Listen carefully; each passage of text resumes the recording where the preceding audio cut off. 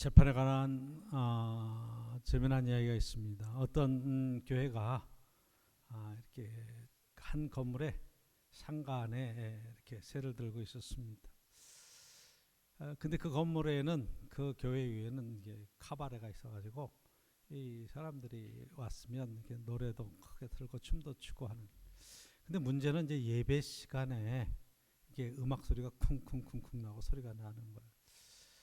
그 목사님이 참 이게 예배를 거룩하게 드릴 수가 없어서 하나님께 기도를 했답니다. 교인들과 이 문제를 좀 해결해 주십시오. 하나님, 예배가 거룩하게 되기를 원합니다. 그리고 간절하게 기도를 했다는 거예요. 근데 그 기도 응답인지 어쩐지 얼마 지나지 않아서 그 카바레에 사고가 생기고 불이 나고 그리고 폐업을 하게 됐어요. 그러니까 이 기도가 응답되었다고 생각할 때 고발 사건이 일어났습니다. 이 카바레 주인이 이 교회 목사님을 걸고 고발을 한 거예요. 이 분란 원인은 목사가 기도해서 그렇다. 교인들이 이 교회를 놓고 기도했기 때문에 우리가 이런 손해를 봤다. 교회가 배상을 해내야 된다. 재판이 벌어졌어요. 그래서 목사님한테 할 말이 있냐 그랬더니 이 판사님 아무리 생각해봐도 그럴 리가 있겠습니까? 제가 기도한다고 불이 나겠습니까? 그래서 서로 기도해서 불났다? 아니다. 뭐 그런 게 아니다. 목사님하고 이 카바레 주인하고 막 설전이 벌어졌는데 판사가 판결을 내렸답니다. 판결이 이게 카바레 주인은 믿음이 있고 목사님은 믿음이 없다. 하나는 기도해서 불났다고 믿고 있고 하나는 기도해도 불이 나지 않는다고 믿고 있으니 이것은 믿음의 문제이지 법적으로 판결할 수 있는 문제가 아니다. 그랬다는 거예요. 여러분 어떻게 생각하세요? 그런데 초대교회에도 비슷한 사건이 있었어요. 네로 황제가 이 기독교를 로마에 전격적으로 박해하면서 순교자들을 내기 시작할 때 어떤 사건이 있었느냐. 이 네로는 구로마 시가지를 새롭게 이렇게 개발하기로 원했어요. 근데 로마 시민과 이 원로원에서 반대를 하는 거예요. 그래서 불을 질렀습니다. 그 뭐 여러분 영화 같은 데 보면 이 네로가 광적으로 그 불을 보면서 막 아름답다고 얘기하고 시를 짓고 막 그래요. 근데 민심이 난리가 나죠. 그렇죠? 그랬더니 이 죄를 기독교인들에게 뒤집어 씌웁니다. 기독교인들이 마지막에는 불로 심판한다. 하나님께서 불로 심판한다. 그렇게 했다는 거예요. 그래서 그들이 마지막 심판의 때를 이루게 해서 불이 나게 한 거다. 그들이 기도해서 불났다. 그리고 이제 세상 종말이 온다고 얘기했다. 그렇게 해서 그 방화범 마지막에 불로 심판한다는 그 얘기 때문에 기독교인들을 잡아가두고 그리고 박해하기 시작하고 그리고 원형 경기에서 처형을 합니다. 참으로 억울하죠.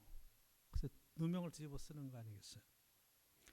여러분 세상 재판에서도 마찬가지고 사실은 우리가 이 재판이라고 하는 걸 이렇게 보면 많은 생각을 하게 돼요. 오늘 예수님께서 재판을 받으시는 그 본문의 이야기예요. 그렇죠? 로마의 총독이었던 빌라도에게 당시 예루살렘의 그 총독 관저에서 지금 이 법정에서 지금 재판을 받으시는 거예요. 그런데 그 앞에 먼저 재판이 있었어요. 그 재판은 예수님이 겟세마네 동산에서 체포돼서 대제사장 가야바의 법정에 가서 서서 종교 재판을 받는 거예요. 그 종교 재판을 받는데 죄목은 뭐냐 하면 신성모독이에요. 이 성전 혼란해가 사흘 만에 지으리라 얘기했다고 이야기하고 자기가 하나님의 아들이라고 이야기하고 그랬기 때문에 신으로 자칭했기 때문에 신성모독이다. 신성모독의 죄는 사형에 해당한다. 그렇게 언도를 했어요. 그런데 문제는 그 종교의 법을 가지고는 그 당시에 로마가 통치하고 있는 시대에 종교법으로는 사람을 처형할 수 있는 권리가 없었어요. 그래서 오늘 본문에도 그 얘기가 나오는 거예요. 그렇죠? 너희 이 사람을 뭐 때문에 고발하느냐? 너희 법대로 처형하라. 그랬더니 이 유대인들이 예수님을 고발하는 사람들이 이야기합니다. 우리의 법으로는 사형을 할 수가 없습니다. 사형이 언도가 안 됩니다. 이 이야기를 하는 거예요. 왜? 로마의 법의 통치를 받고 있으니까. 그런데 이 죄명을 신성모독에서 뭐로 바꾸냐 하면 정치적인 죄목으로 이 이름을 바꿔버린 거예요. 유대인의 왕이라고 자칭했다. 다윗의 자손으로 오시는 예수님, 이건 유대인들이 전체적으로 소망하고 있는 하나님 나라에 오심, 메시아의 오심은 로마의 통치를 물리치고 유대의 자치권을 회복하고 다윗의 후손이 왕으로 세워지는 그 나라에 대한 열망을 예수님이 얘기하신 것이 아니라 자기네들이 갖고 있는 거예요. 근데 이것을 갖다 누구에 뒤집으시오? 예수님께 뒤집으시오는 거예요. 유대인의 왕이라고 그랬다. 이렇게 뒤집어 씌운 거예요. 그래서 참으로 아이러니한 게 여러분 28절에 보면 그들이 예수를 가야바의 관정에서 끌고 가니 새벽이라. 새벽에 그 밤새도록 고문하고 재판하고 불법을 저지르는 거죠. 그렇죠? 그리고 새벽에 지금 관정으로 가서 이 로마의 법정에 지금 세우는 거죠. 그런데 그들은 더럽힘을 받지 아니하고 유월절 잔치를 먹고자 하여 관정에 들어가지 아니하더라. 관정에 들어가. 자기네들은 종교적인 신념 때문에 지금 이 이방인의 법정에 들어가는 거 아니고 부정탄다고. 그러니까 빌라도가 나와서 지금 이 상황을 물어보는 겁니다. 너를 왜 고발하느냐? 이 사람의 죄목이 뭐냐? 이런 걸 물어보는 상황이 돼버린 거예요. 자기네들은 종교적인 신념을 지키려고 지금 관정에 들어가잖아요. 근데 지금 더 큰 무슨 것을 하냐면 거짓 고발을 하는 거예요. 한 사람을 사형시키려고 작정하고 그렇게 몰고 가는 여론 재판을 하고 있는 거란 말이에요. 얼마나 억울한 상황이에요 지금. 그러니까 빌라도가 여러분 29절에 보면 바깥으로 나가서 그들에게 말합니다. 너희가 무슨 일로 이 사람을 고발하느냐? 그랬더니 30절에 이 사람이 행악자가 아니었냐? 행악자였다. 근데 행악자로서 지금 정치범으로 유대인의 왕으로 이야기들이 계속 전진해가면서 어떻게든 사형의 언도를 끄집어내려고 하는 그런 목적을 가지고 재판을 벌이는 거란 말이에요. 야, 그랬더니 31절에 야 너희들 재판법이 있지 않냐? 우리에게는 사람을 죽일 만한 권한이 없습니다. 이렇게 얘기를 했어요. 자, 33절 보시면 예수님을 신문하기 시작합니다. 딱 네 마디를 물어봐요. 오늘 본문 속에서는 내가 유대인의 왕이냐? 내가 유대인의 왕이냐? 그렇죠. 그러니까 지금 신문하는 내용은 유대인의 왕으로 정치범으로서 지금 물어보는 거예요. 네가 로마의 반역을 하며 유대 나라를 다시 세우려고 하는 의도를 갖고 있느냐? 이렇게 물어보는 거죠. 그랬더니 34절에 예수님께서 얘기합니다. 이는 내가 스스로 하는 말이냐? 네가 파악해서 이 상황을 지금 물어보는 거. 다른 사람들 얘기를 듣고 하는 얘기냐? 무슨 증거를 가지고 지금 하는 얘기냐? 그 얘기가. 이는 똑같은 거예요.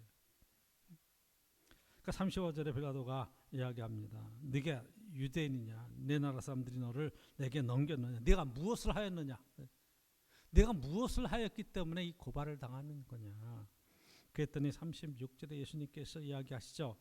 내 나라는 이 세상에 속한 것이 아니다. 그러니까 내가 유대인의 왕이라는 말이 맞아요, 틀려요? 예수님이 자기 나라에 대해서 얘기할 때 하나님 나라에 대한 이야기, 복음에 관한 이야기를 하셨지 이게 세상 정부를 뒤집어 엎고 세상 나라를 세우겠다는 얘기를 하신 적이 없어요. 그럼에도 불구하고 지금 유대인의 왕이라고 하는 이 죄목을 가지고 이야기하는 거죠. 그러니까 37절 다시 묻습니다. 빌라도가 그러면 내가 왕이 아니냐? 내가 유대인의 왕이냐? 내가 무엇을 하였느냐? 그러면 내가 왕이 아니냐? 물어보죠. 그랬더니 37절 예수님께서 이야기하십니다. 내 말과 같이 내가 왕이니라. 왕. 이 왕이라고 하는 표현 자체가 세상적인 정부를 세우고 국가를 세우는 그런 왕이 아니라 하나님께 영광을 돌리며 이 통치의 주권자로서의 왕권을 이야기하는 하나님의 왕권에 관한 이야기를 하시는 거라 이 말이에요. 내가 이를 위해 세상을 증거하러 왔으니 내 말을 듣는 사람들은 진리로 나온다. 진리를 알게 된다. 그랬더니 마지막 질문이 38절에 진리가 무엇이냐. 그러니까 진리로 모든 일들을 판단해야 되는데 지금 이 재판에 그러한 원칙과 틀이 법에 있지 않다. 진리에 있지 않다. 예수님께서 내가 곧 길이요 진리요 생명이니 나로 말미암지 않고는 아버지께로 올 자가 없다. 그래서 진리에 대한 것을 하나님의 율법과 하나님의 말씀과 하나님의 통치의 기준을 두었다면 이것을 가지고 지금 얼마든지 판단할 수 있을 터인데 빌라도에게는 지금 그런 능력이 없는 거예요. 그리고 38절에 나가서 보면 나는 이 사람에게서 아무 죄를 찾지 못했다. 그렇게 얘기하죠. 나는 그에게서 아무 죄도 찾지 못했다. 무죄다. 근데 이 무죄라는 이야기를 여러분 19장에 가서도 또 동일하게 두 번, 세 번 얘기해요. 난 이 사람에게서 아무 죄를 찾지 못했다.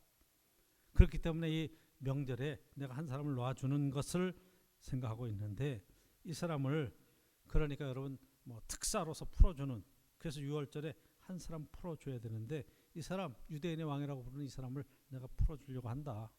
아닙니다. 바라바를 풀어주십시오.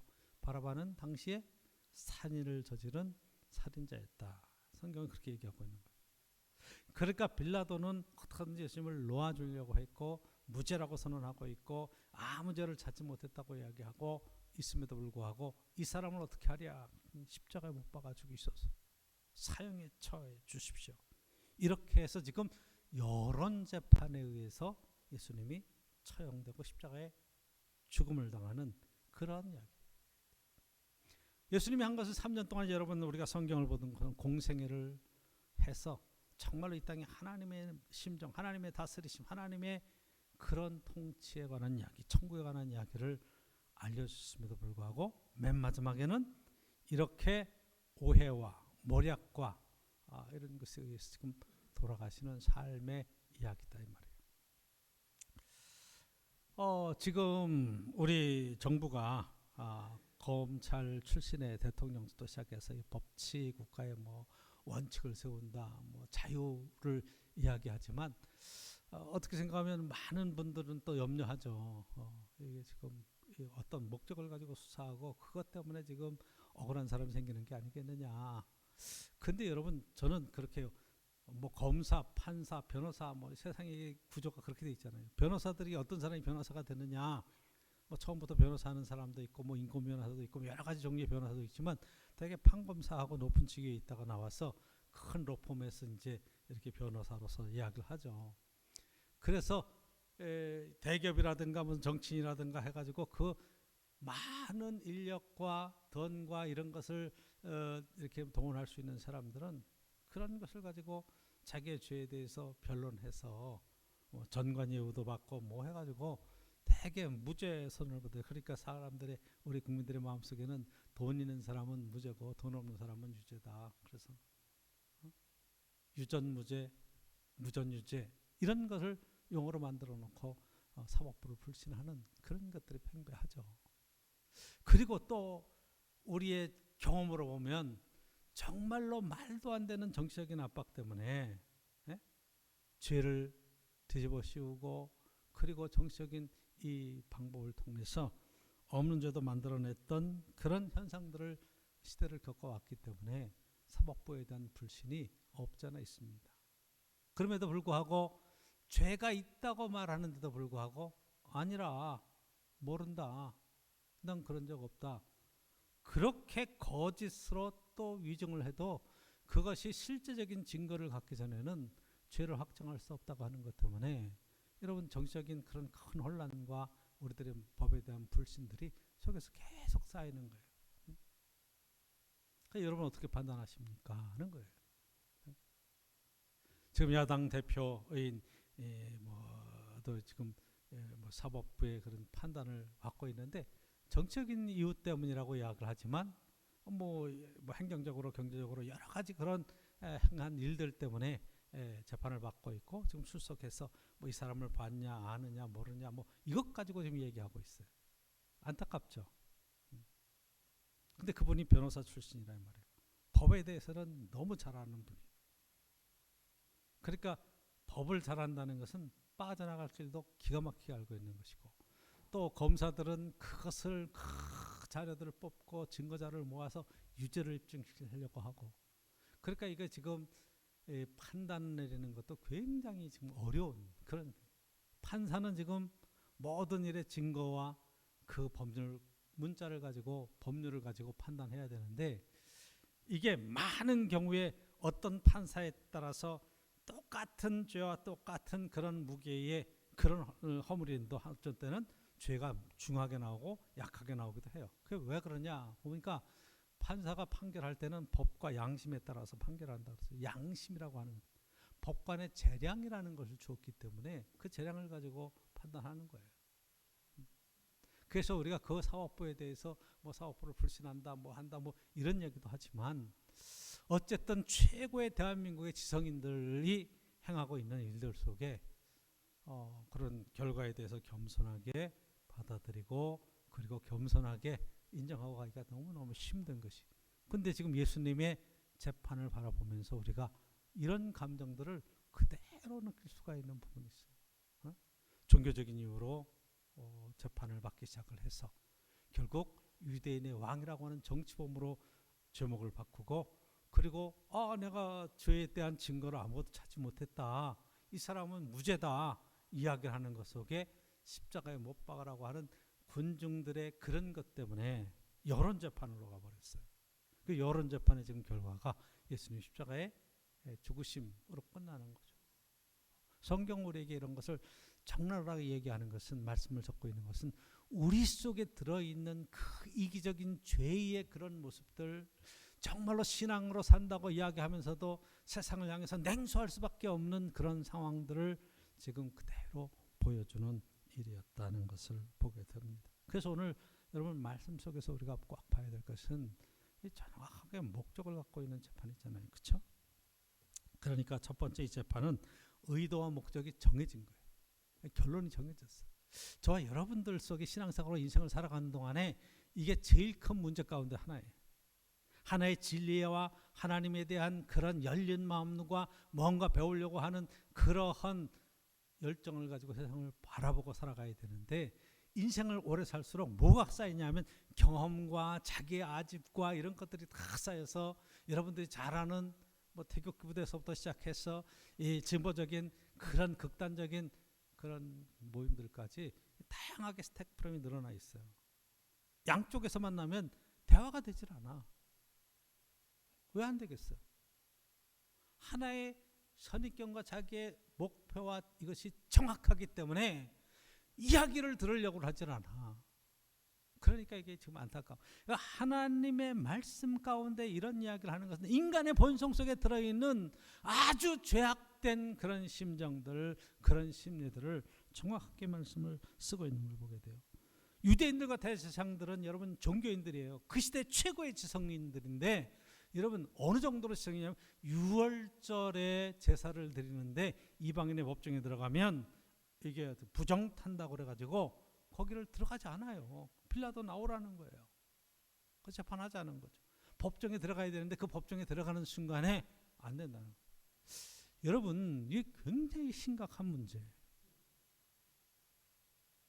교회에 문제가 생기면 이 교회 안에서 여러분 기도하고 교회 안의 결정에 순종하고 문제를 해결해 가면 얼마나 좋겠어요. 그렇죠? 하나님 안에서 우리가 말씀으로 판단을 받고 결정을 내리면 얼마나 좋아요. 그렇게 하지 않아요. 아주 부끄러운 이야기지만 교회가 문제가 생기면 그 문제를 세상적인 방법보다 더 악하게 해결하는 일들도 얼마든지 있어요. 이단들의 제일 큰 문제가 뭐냐? 그러면 여러분 보시면 그 사회적인 이 고발 프로그램 보면 정말로 잔인하잖아요. 하나님의 뜻, 하나님 안에서 우리의 삶이 얼마나 복되게 우리가 회복되어야 될 삶의 여정, 인간의 가장 본선적인 것들이 하나님 안에서 어떻게 조명되고 죄의 문제를 해결하고 밝게 진리 가운데 살아가야 되는가 하는 것에 대한 문제를 이야기를 해야 됨에도 불구하고 교주나 교리적인 어떤 이권 때문에 얼마나 많은 그런 억울하고 힘든 일들을 만들어내요.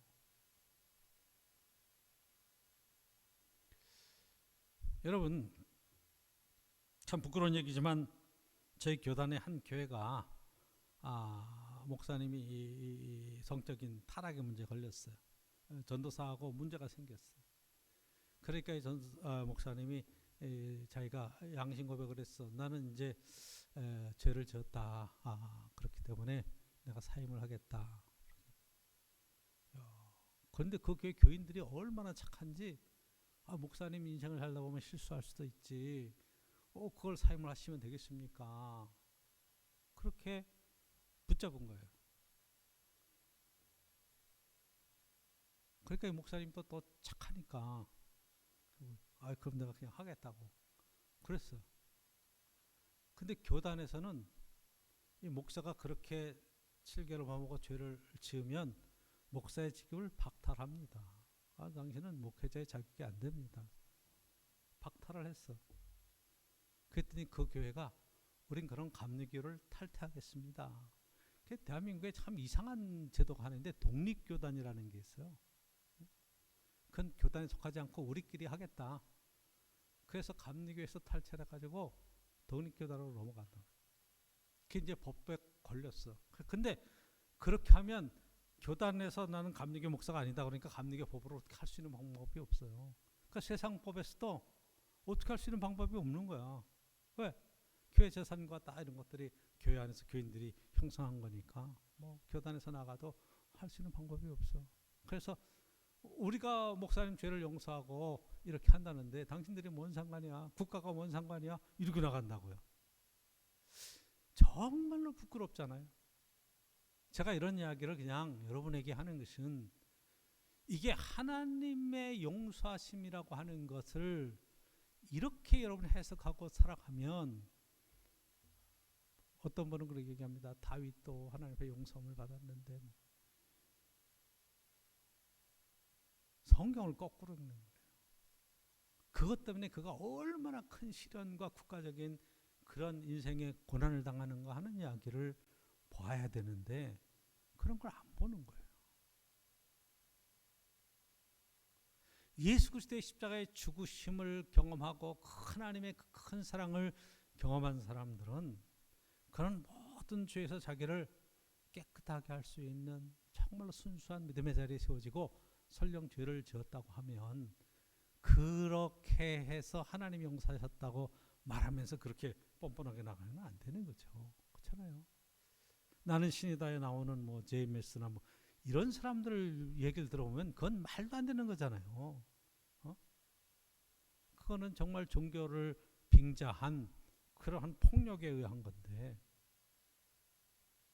그러니까 저희 여러분들이 정말로 예수 그리스도를 믿고 교회를 다니고 하나님 안에서 변화된다는 것이 어떤 목적을 가지고 종교인들의 그런 행위로 여러분들이 다가가면 실망할 수밖에 없는 거예요. 이 말씀을 드리는 것은 저와 여러분들이 오늘 보면 이 사회의 불의에 대해서 우리가 막 분노하고 막 이런 것 때문에, 그것 때문에 또 죄를 짓는 그런 일들이 생겨서는 절대로 안 된다는 것을 말씀을 드리고 싶은 거예요. 내 목적을 위해서 남들을 희생하고 이렇게 함부로 행동하는 일들이, 그걸 법을 이용하고 국가의 어떤 기관을 이용하고 그래서 자기의 권리를 누리려고 하는 굉장히 위험한 거죠. 물론 어두운 시대에 저희들이 뭐 군사독재 시대나 이런 때 인권과 자기의 권리를 위해서 수고하고 했으며 감옥에 가고 그런 투쟁을 했던 것은 인정할 수밖에 없죠. 그러나 현대를 살아가면서 엄청 문제들을 합리적으로 해결할 수 있는 그런 지혜와 그런 능력들이 있어야 되는데, 여러분들이 혹시 전국 장애인 연합회의 그런 뭐 전철 탑승하는 그런 이제 이런 걸 보아서 아시겠죠. 제가 이렇게 정확하게는 뭐 자료를 쭉 뽑아서 잘 모르겠지만 그들도 정확하게 국가에 대해서 장애인들에 대한 예산을 편성해 달라, 우리의 권리를 달라, 이런 건 맞는 거예요. 그래도 불구하고 출근 시간에 2호선에 전철을 타려고 해요. 근데 2호선은 지금 200만이 운영하는 굉장히 그 가장 바쁘고 가장 복잡한 전철이에요. 그 출퇴근 시간에는 2분 간격으로 배차가 되는데 2분 간격이면 역에서 역으로 착착착착 옮겨가는 거예요. 그걸 붙들고 타기 시작하면 그 시스템 전체가 다 마비가 되는 거예요. 그러니까 알아요. 뭐가 제일 약한지 아는 거예요. 이래도 안 내놓을래? 이야기죠. 자기의 권리를 찾기 위했다고. 근데 그 권리가 다른 사람들의 권리까지 다 밟는 그런 일이 돼서는 이게 지금 우리가 얘기하는 대중의 다수의 그런 행복을 추구하는 이런 정서에 지금 문제가 있다. 그리고 그것을 어떻게 그럼 합리적으로 해결해 갈 것인가.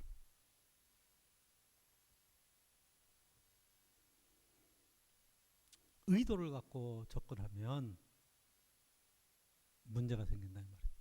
저도 마찬가지고 여러분들도 마찬가지고 하나의 국가에서 하는 일들이라든가 하는 여러 가지 일들 여러분의 인생 속에 또 대인관계에 있어서도 하나의 의도를 가지고 사람에게 접근하거나 의도를 가지고 어떤 일들을 진행을 하는 것 자체를 성경은 굉장히 경계하고 있는 거예요. 그러니까 신성모독이다. 신앙적인 얘기로 했다가 이 얘기를 예수님을 죽일 목적과 사용의 목적을 가지고 이야기를 바꿔서 유대인의 왕이라고 정치적인 목적으로 바꿔버리잖아요. 그렇죠? 처음에는 정치적인 목적이 아니었어요. 지금 많은 정치적인 여러 가지 이슈들이 나오는 이야기도 보면 처음에는 그 얘기가 아니었어요. 그런 의도가 아니었어요. 근데 나중에 보니까 정치적인 의도로 다 바뀌어지는 것, 그런 것들을 보면서 여러분 본질에 있어서 정말 뭘 이야기하려고 하는가. 저 여러분들이 신앙생활을 하면서 정말 이 첫사랑, 첫 마음을 잃지 않기를 원하고 거짓 증들과 온갖 모략들을 놓고 자기의 목적을 위해서 나아가는 세상의 악한 일들을 지금 고발하고 있는 이 죄를 지금 고발하고 있는 오늘 말씀을 보게 되는 거예요.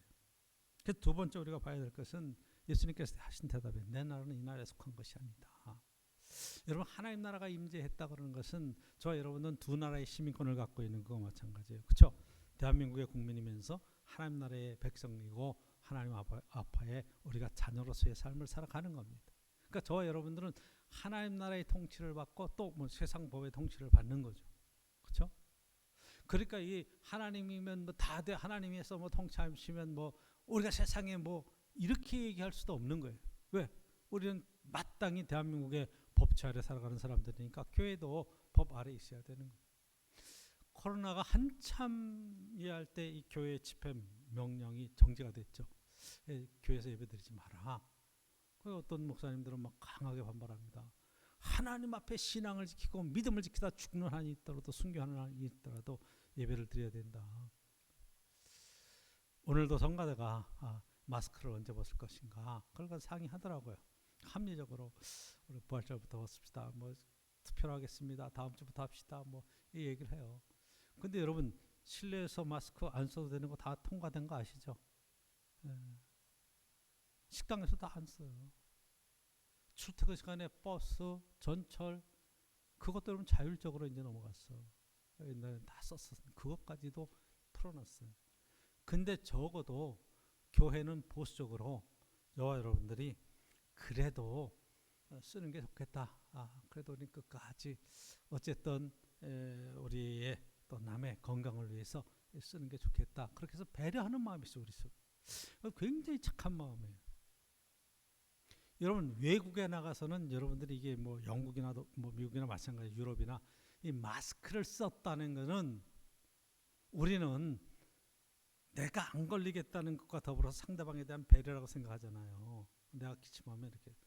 근데 외국에서 딱 마스크를 썼다 그러면 그 사람은 적어도 심각한 전염병을 앓고 있는 사람이다. 이렇게 딱 평가를 해버리는 거예요.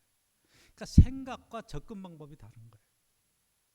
그게 어느 나라 민족이나 갖고 있는 기본적인 생각인데 지금 예수님께서 이야기하시는 것은 내 나라는 여기에 이 땅에 속한 것이 아니다. 결국 하나님의 다스리심에 속해 있는 하나님 나라에 관한 이야기. 그러니까 교회는 세상법에도 저촉을 받지만 여러분 더 중요한 것은 하나님이 우리를 다스리고 계신다고 하는 이 믿음의 고백을 하는 게 중요한 거란 말이에요. 그 가치 기준의 판단이 어디에 있겠느냐. 여러분 교회가 세상법을 더 상위하면서 더 거룩한 그러한 법의 정신을 갖고 세상을 변화시킬 수 있는 능력 있는 집단이 되는 게 너무너무 중요한데, 그렇죠? 그러니까 세상법을 함부로 무시하는 아나무인의 그러한 함부로 행동하는 무례한 집단에 대해서는 절대로 되지 않는다는 거예요. 더 많은 배려와 더 많은 성령과 더 많은 겸손으로 세상 속에서 빛과 소금의 역할을 감당할 수 있는 그런 걸 하려면 여러분 내가 강하게 주장하는 것 이상으로 상대방을 존중하고 사랑하고 뭐 진심으로 섬기는 그런 모습들이 있어야 되지 않겠냐 말이에요. 그렇죠? 여러분들이 이런 신앙생활에 복된 자리에 세워지기를 원합니다. 세 번째, 오늘 보면서 빌라도가 무죄를 선언하는 거예요. 내가 봤더니 죄가 아무것도 없다. 그렇게 선언했으면 무죄! 그리고 끝났어야 돼. 그런데 이 유대인들이 그를 십자가에 못 박아야 된다고 막 그를 십자가에 내달라고 사형연도 해달라고 그러니까 이 사람이 막 주저주저합니다. 당신은 유대인을 왕으로 그런 거면 당신이 반역을 도와준 거고 당신이 로마의 반역자입니다. 막 이렇게 막 나가니까 이 빌라도가 물을 갖다가 손을 씻어요. 난 이 죄에 대해서 이 판결에서 아무 상관이 없다. 난 깨끗하다. 손 털었다. 이 얘기 표현이죠. 난 무죄하다. 그렇다고 그 어린 내린 사형 언도가 무죄가 되겠느냐 이 말이에요. 결국 지도자는 최후 판결을 할 때 이것이 옳은 거면 절대로 물러서지 않고 옳다고 판단을 내려야 되는 거예요. 그렇죠? 보는데 이게 지금 무죄가 확실해. 그래도 불구하고 판결을 뒤집잖아. 그래, 너희들 뜻대로 그럼 십자가에 못 박아라. 이렇게 나가잖아. 여러분 세상의 지도자도 마찬가지예요. 그리고 저와 여러분들이 어떤 일을 판단해 갈 때도 마찬가지예요. 모든 증거들과 모든 것들을 다 내려놓고 저와 여러분들이 정말 냉정하게 하나님 안에서 내가 어떤 결정을 내릴 것인가 하는 그 결정에 대한 책임은 내가 지고 사는 거잖아요. 그렇죠? 하나님 안에서 저와 여러분들이 그래서 지혜로워야 돼요. 하나님의 선하시고 기뻐하시고 온전한 뜻이 무엇인지 분별하라고 계속 얘기해요. 성경은 우리가 분별하고 판단하고 선택해야 된다. 네? 교회를 다니는 것도 여러분의 선택이에요. 오늘 교회에 나오는 것도 여러분이 선택하신 거예요. 근데 선택의 결과는 하나님께서 늘 그것을 인정해 주시고 물으시고 그 결과에 대한 그런 보답을 주세요. 보상을 주세요. 인생은 계속해서 선택하는 그 여정 속에 있는 거예요. 그렇죠? 하나님 쪽에서 바른 선택과 바른 판단이 우리에게 굉장히 필요한데 빌라도는 지금 여론에 밀려서 잘못된 판단을 하는, 정치인들이 제일 많이 잘못하는 게 이 부분이에요. 국민들이 준 권리를 가지고 그 권력을 가지고 정말로 가장 선한 선택을 하도록 그렇게 정하고 있는데 자기의 이익을 위해서, 당의 이익을 위해서 그 자기 양심에 꺼리끼는 결정들을 너무 쉽게 하더라 이 말이에요. 빌라도 같아요. 그런데 여러분 빌라도가 내가 무죄하다 그래서 저와 여러분들이 다 무죄하다고 생각하나요? 오죽했으면 사도신경에 본디오 빌라도에게 고난을 받으사 십자가에 못 박혀 죽으시고 그러잖아. 그렇죠? 본디오 빌라도가 무슨 고난을 줬어 예수님께? 아니요, 판결할 때 사형 언도를 했다고. 자기의 의지와 자기의 생각하고 전혀 다른 결정을 해서 여론에 쓸려갔다 이 말이에요. 그러니까 여러분 너무 여론에 대한 것에 민감하고 세상이 어떻게 하다가 세상이 뭐라고 말하는가에 민감하지 않아도 돼요. 왜냐하면 시간이 지나가서 여러분 신문 기사들이 나중에 그게 사실로 확정되려면 몇 프로나 확정이 되겠어 그것이. 그렇다고 여러분 거짓으로 기사 썼다고 그래서 그때는 기자들이 그게 사실인 줄 알고 썼는데 나중에 했다고 그래서 뭐 그 변명이나 뭐 이렇게 해명이나 뭐 반론이나 이런 걸 여러분 내주는 걸 봤어요? 아니면 말고지 뭐. 그렇잖아요. 정치하는 사람들도 말하잖아요. 막 말하고 나서 아니면 말고지 뭐 무슨 책임을 져요. 그러니까 그런 데 휘둘리지 않냐고. 저 여러분들이 신앙 안에서 정말 하나님의 심정을 갖고 이 문제 속에서 정말 진리를 진리가 무엇이냐? 빌라도가 묻잖아. 진리에 대한 답이 없는 거죠. 그런데 하나님께서는 결론적으로 말씀합니다. 이 모든 불의한 상황을 바꾸어서 예수님의 십자가의 형을 확정하고 십자가의 죽으심까지도 갈랐는데 이것을 바꾸어서 우리를 구원하시며 용서하시며 하나님의 그 큰 사랑을 나타내는 기회로 바꿔놓아버리시는 거예요. 그렇죠? 그게 여러분 결론적으로 말씀입니다. 인생을 살다가 우리가 억울한 일을 당해. 잘못된 그런 오해를 당해도 정말 힘들고 어려운 때를 지나가. 그런데 하나님께서는 그 모든 상황 속에서 그것을 바꿔서 우리에게 가장 멋진 삶으로 인생을 바꿔놓으시는 분이란 말이에요. 그렇죠? 억울한 십자가의 죽음을 모든 인류를 구원하시는 하나님의 사랑의 메시지로 바꿔놓으시는 거예요. 그래서 교회마다 큰 십자가를 걸어놓고 하나님께서 예수 그리스도를 통해서 얼마나 우리를 사랑해 주셨는가, 목숨 걸고 사랑해 주신 그 사랑의 메시지로 이야기를 바꿔놓으시잖아요. 그렇죠? 억울하고 비참한 죽음으로 끝나지 아니하고 하나님께서는 그 일을 인생의 멋진 승리의 이야기로 바꿔놓으시다. 그래서 여러분 살다가 때로는 억울한 일을 당하고 속상한 일을 당하고 문제 크고 뭐 힘든 일을 통과해 가면서 낙심하지 말 것은 이 일을 통해서 하나님의 귀한 은혜가 우리의 삶 속에 예비되어 있다는 것을 꼭 믿으면서 감사하시고 승리해가는 은혜가 있기를 간절히 축원합니다. 기도하도록 하겠습니다. 하나님 감사합니다. 믿음 안에 온전하게 세워지게 하시고 하나님 법정에서 일어나는 정말로 비참하고 이 잘못된 판결들 정말로 이들이 하나의 의도와 목적을 가지고 예수님을 십자가에 못 박게 내주는 그런 처참한 현상을 보면서도 주님께서 억울하다고 크게 변론하지 아니하시고 이 모든 것들을 하나님 안에서 어떤 죽음을 죽을 줄 아시고 나아가셨던 담대한 믿음을 저희들이 깨닫게 하시고 이 모든 되어지는 상황을 하나님께서 바꿔 놓으셔서 이 땅에 하나님의 선하신 구원의 역사를 이루어 가시는 축복의 도구로 만들어 놓으시는 그 은혜를 깨달게 하옵소서. 그 당시에는 참 힘들고 어려운 상황이었지만 오늘은 주님께서 베풀어 주시는 놀라운 은혜인 것을 깨달게 하옵소서. 예수님의 이름으로 기도드리옵나이다. 아멘. 130